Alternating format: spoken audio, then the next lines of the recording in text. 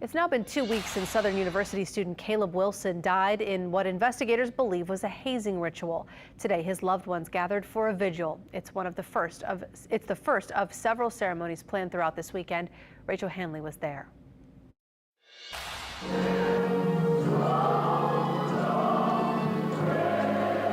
Caleb Wilson's cousin said he didn't plan to speak. The best way I can think of to describe Caleb is joy. But when organizers of Thursday's vigil at SUNO asked if anyone wanted to come up, he did.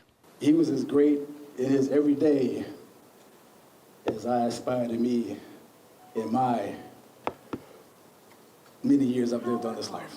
He was one of around 50 people who gathered to remember Wilson. They talked about his personality. He was a very positive and humble dude. And a lot about his love of music. He was a member of Southern University's Human Jukebox and founded the 110 brass band with his friends. Caleb was a leader in the brass band. He was just a big brother, you know, and you could talk to him about anything. Wilson went to Southern University in Baton Rouge. He died 2 weeks ago after police say he was punched in the chest during a hazing ritual. Thursday, his loved ones said they're still in shock. He didn't deserve it, and knowing where he come from and the type of person he was, it made me just think, how did it happen? Why him?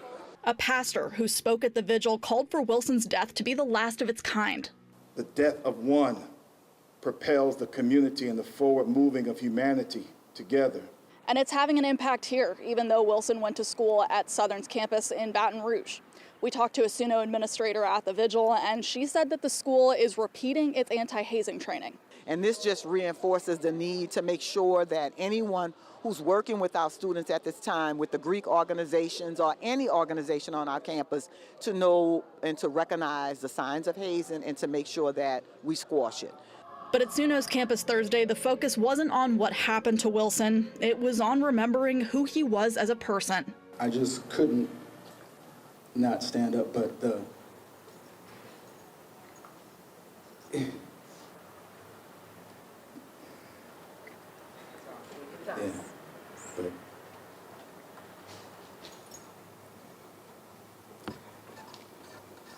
Caleb was the best of the best. I'm going to leave it at that.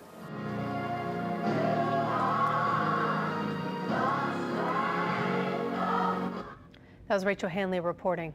Tomorrow, Wilson's family will hold a public viewing on Southern's campus. That starts at noon.